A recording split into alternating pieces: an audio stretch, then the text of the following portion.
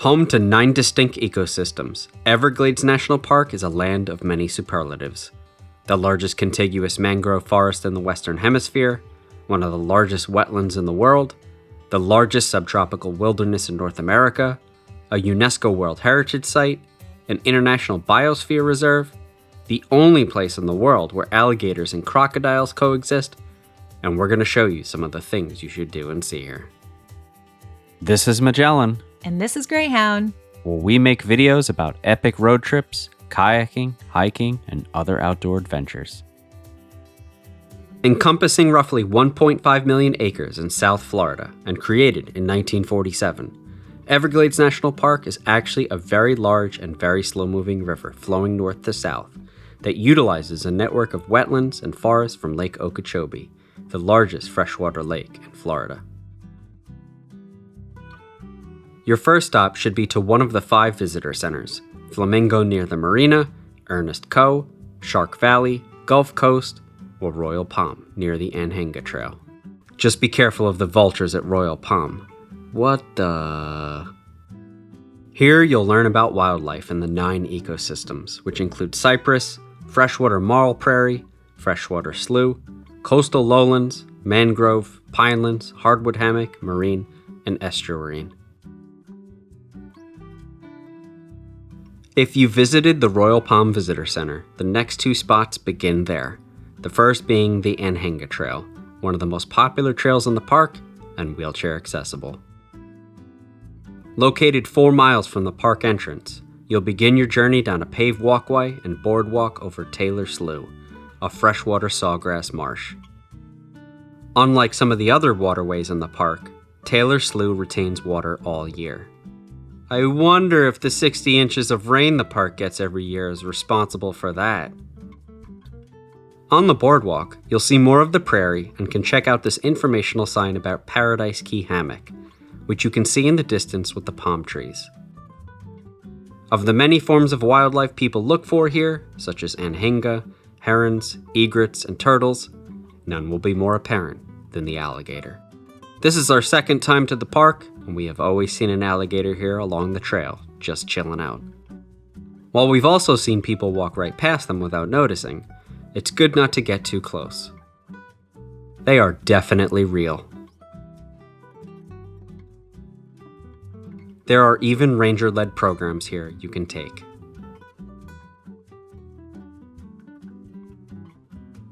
Once you're done with the Anhinga Trail, you should walk the 0.4-mile paved Gumbo Limbo Trail, named after the tree of the same name, especially if you're looking for some shade from the sun.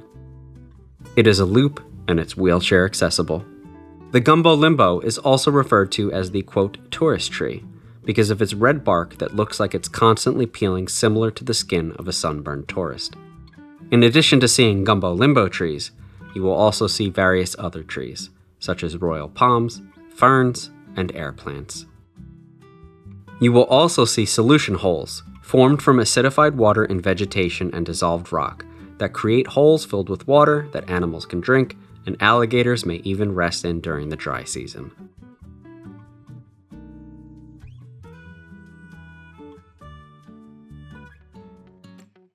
Our next stop is the 0.4-mile Pineland Loop Trail, one of the most diverse habitats in the Everglades. Made of a slash pine forest and subtropical plants, the mixture of jungle and an encroaching hardwood hammock is really interesting to see. Also, they say this is wheelchair accessible, but looks a little sketchy to me. We also found another solution hole here, but it was not filled with water.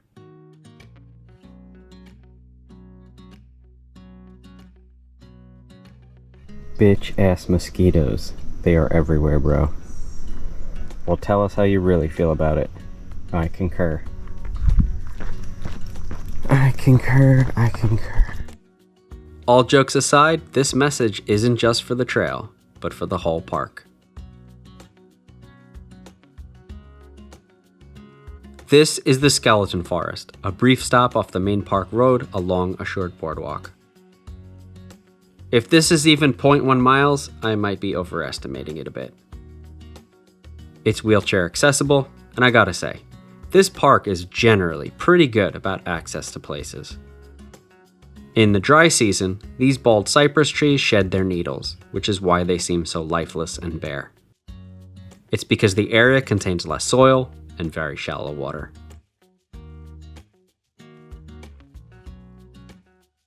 This 0.2-mile loop trail, which in Seminole means grassy waters, has an elevated wooden boardwalk that leads to an overlook. Like the skeleton forest you just saw, you'll see a ton of bald cypress along the route. Eventually, you'll reach the overlook where you'll see the sweeping vistas of the river of grass. This trail is mostly wheelchair accessible, but I wouldn't take these stairs to get back.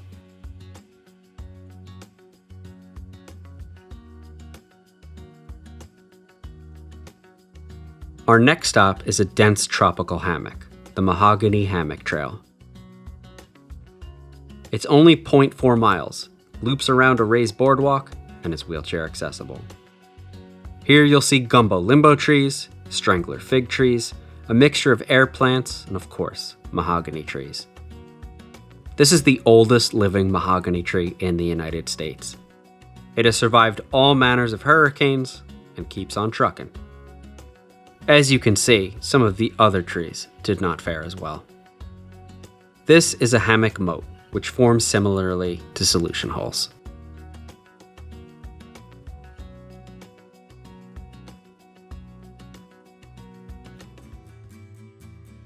Paurotis Pond, our next spot, is a brief scenic spot off the main road.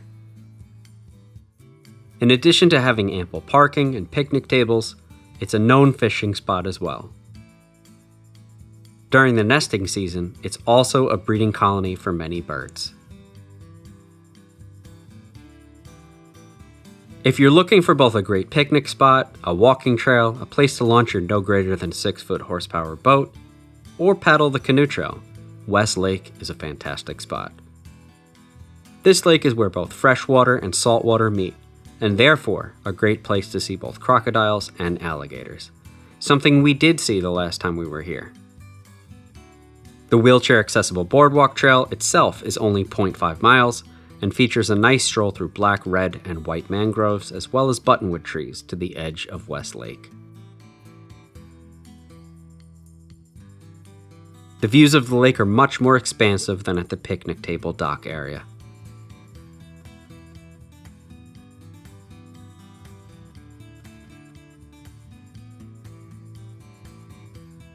And now, for the Snakebite Trail, a tropical hardwood hammock currently not being maintained to preserve habitat. All right, we tried to do this last time and I panicked because we were just getting bit, even with the nets, even with the bug spray. It's a 1.8 mile to the water hike and then have to come back. I don't know if you can hear these mosquitoes, but they're brutal. Like Greyhound saying she's not coming, this gate is actually a warning. So everyone knows, I'm including this not as a thing to do, but as a thing not to do. Bight actually means bay, which is what this trail leads to. But I've got some news for you. They should just call it Mosquito Bites Through Your Soul Until You Die Trail. Oh, the big ones are coming out. Oh, they're biting me. Yeah, suffice to say, not doing this again. I don't think this is a trail people should do, unless they're sadist, masochist.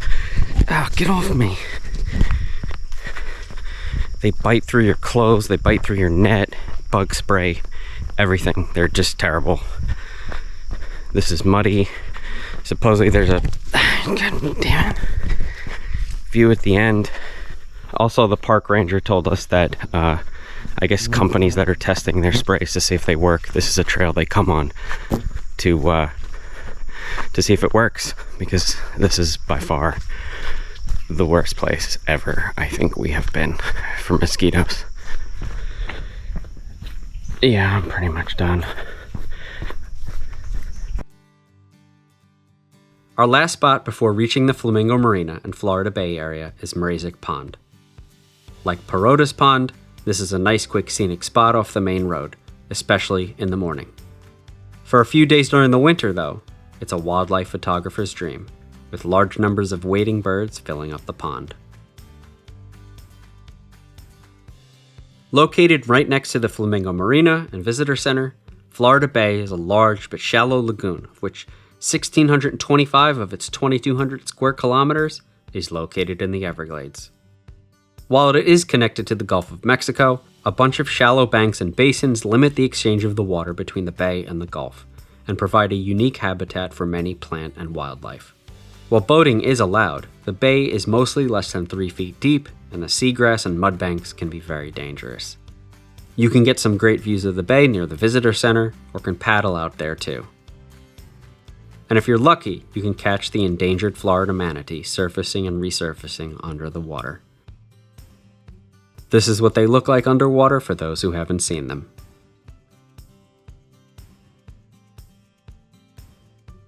While at the Flamingo Marina, you can go on 2 possible boat tours, one out to Florida Bay itself, or one further inland into the Everglades, which is what we did.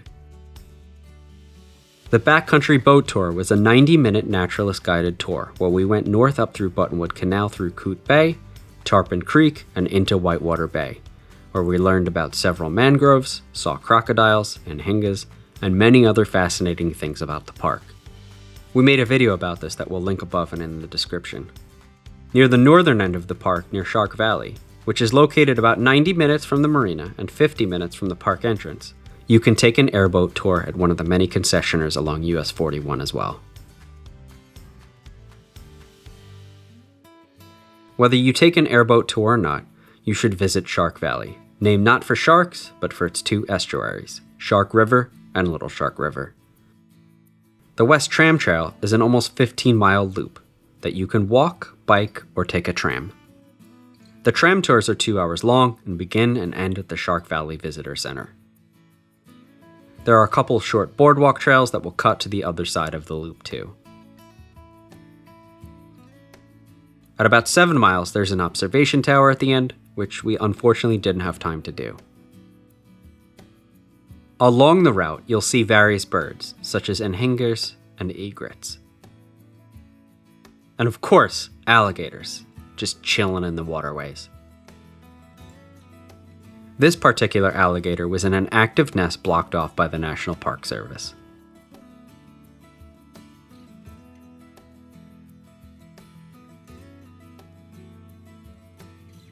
Lastly, we wouldn't be Magellan and Greyhound if we didn't show you some good paddling spots. There are quite a few, and most are accessible from the main park road.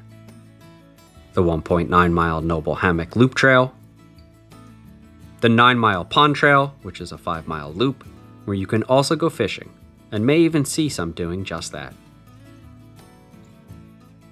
We took a ranger-guided canoe tour here years ago, and it was awesome. Coot Bay Pond, which links up to Coot Bay, where we took the backcountry boat tour. The previously mentioned West Lake, as well as Florida Bay, where you can launch from the Flamingo Marina. And a special one to us, Pearl Bay, which shares the same launch point as Hells Bay. Many years ago, we spent our Christmas Eve and Christmas paddling out to Pearl Bay and staying overnight in what's called a chickie, which is an elevated open structure in the water. It even had a porta potty. Not that we needed it since we ate MREs, aka meals rejected by everyone. It was a few days before our intestines passed those. Other than the mosquitoes who tried to kill us after sunset, it was pretty amazing. You can bring your own canoes or kayaks, or rent some from the outfitter at Flamingo Marina. Just remember that you need a backcountry permit if you plan to stay overnight at any of the many locations. In the 2 times we've been here, we've never visited the Northwest Gulf Coast portion of the park, although we have been to Big Cypress. The park is pretty huge, and depending on how much time you have, you may not be able to see everything. Also, other than seeing the sign twice now, we have never seen a Florida panther, and I'm kind of okay with that. The park has 2 campgrounds, and we have stayed in both. We preferred Long Pine for one reason, honestly.